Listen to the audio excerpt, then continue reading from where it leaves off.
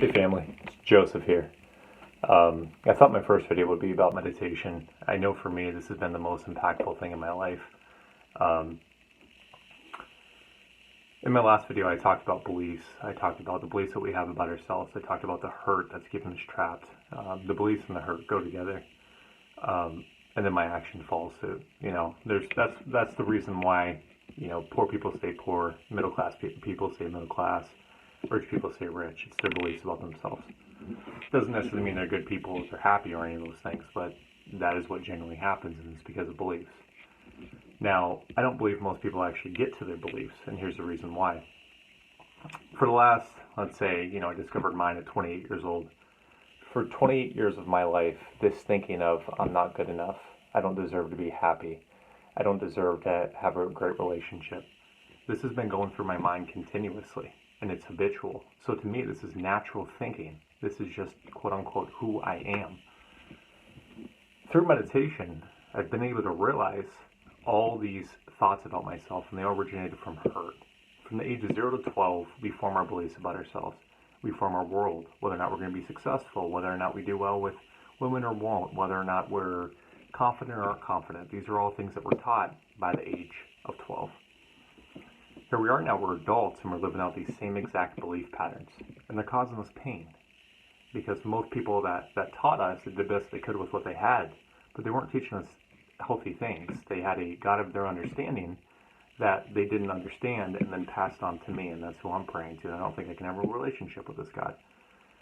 I'm thinking that I'm not worth anything because the people that were around me, treated me a certain type of way, and then it made me feel like I wasn't worth anything. And so I'm out here acting out my life like I'm not worth anything. Until I do meditation, I do not realize these things. Until I am good at meditation, it's hard for me to be aware throughout my day when I habitually do it. The statistics are 5% of your thoughts are conscious. The other 95% of your thoughts are subconscious. They're habitual. You've been doing them for years. It's very, very, very important for me to look at my beliefs, right? Because I find my beliefs in the thoughts it's telling me. For a long time, I had a fear that I deserved to be alone, that I wasn't deserving of love, that I wasn't intelligent. This happened back in school because I was told that I had ADHD. And so I took that as an assumption of a belief that I'm not intelligent.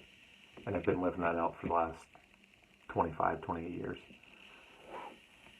That is why meditation is of paramount importance.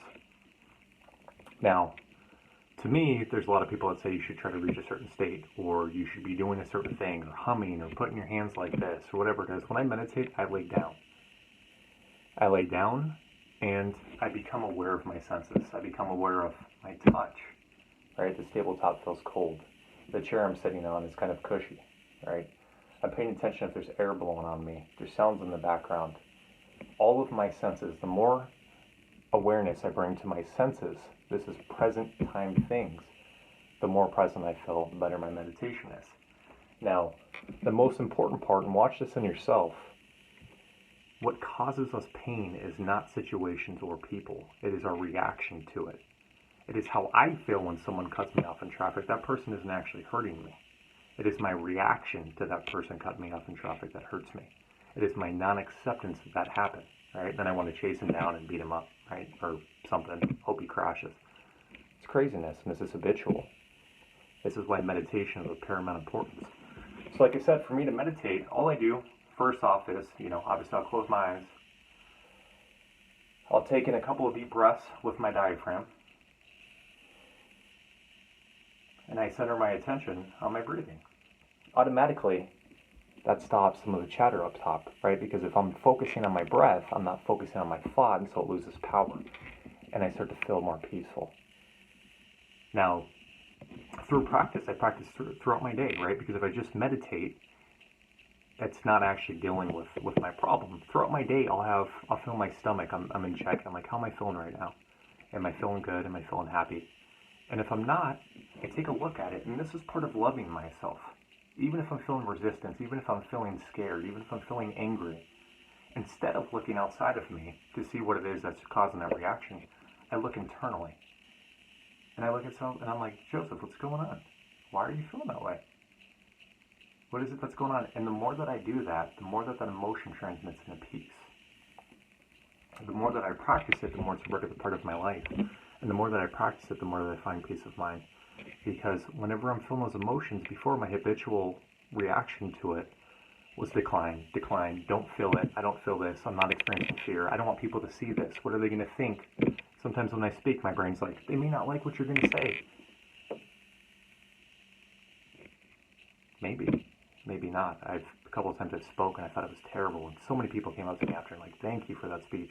That was so inspiring, you helped me so much.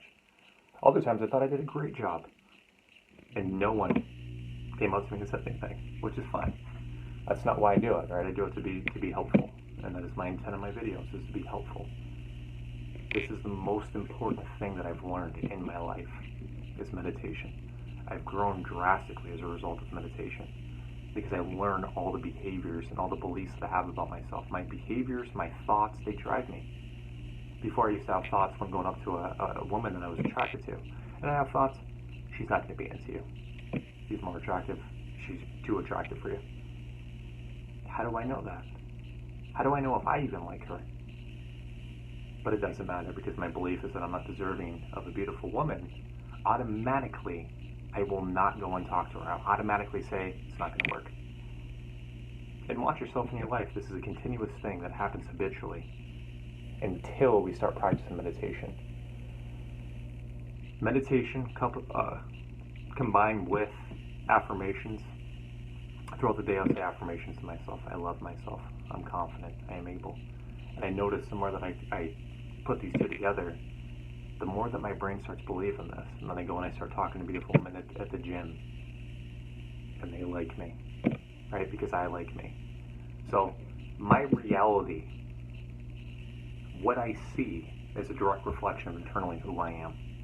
If I feel like I deserve to be middle class, I will not look for opportunities that are high class, because I don't feel like I deserve them. My brain does not fail.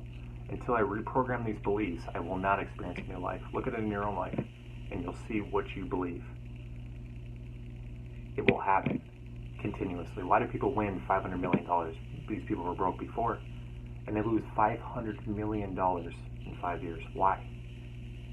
Because their belief is that they are not worthy to be successfully rich. And so their subconscious mind drives them and ensures that that outcome happens. Your brain is like a thermostat. Set the thermostat to 75, you open up the door, it's 115 outside, air comes in, that thermostat's going to work extremely hard to make sure that nothing changes. It's the same thing with our lives. Until we change the beliefs, until we change the programming, until we challenge it, until we realize it was lies and was based off of someone who was age 0 to 12, assumptions, not even real facts, they were assumptions. And don't get me wrong, we should love our brains. We should love our subconscious mind. It's been protecting us. It processes 10 million things every second. It is continuously helping us. It is continuously there to serve us. And it can be rewritten. But first, I have to realize that there is an error with the programming. That belief of not being attracted to women, I'm not even sure where that came from. I've always done really well with women. But the funny thing is there was a couple of times there's very attractive women, like I would consider her 10. She wanted to, take me into the bedroom and whatever. I had this belief I'm not deserving of beautiful women. I went and played FIFA with my friends instead. That is what the subconscious mind does. Even if something is given to me, if I don't feel like I deserve it, I will reject it continuously. So my point with all this, meditation, paramount importance. If you need to, check out a guided meditation at first. There is no such thing as a bad meditation. You taking time to meditate is of paramount importance. You get more in contact with your awareness. You get more in contact with your true self. Right? I'm that, my name is Joseph. This is all ego stuff. Who I truly am on a deep level, I experienced through meditation. And it changed my life drastically. I used to be extremely angry when I was young. I was getting fist fights continuously on a weekly basis. I was getting arrested by the time I was age 9. I was so angry, and I hated life and I hated me. I love myself today because of meditation. So, please, if you have any more questions about meditation, please ask me. I'll actually go into more details. I touch on the basis of what I practice at least. So, but thank you so much for watching. I appreciate it. I hope you have a blessed night. Again, if you need someone to talk to, please comment in the section below. Please send me a message if you would like to see some type of video. I would love to hear your feedback. And thank you for letting me be of service. I hope you have a good night. Bye.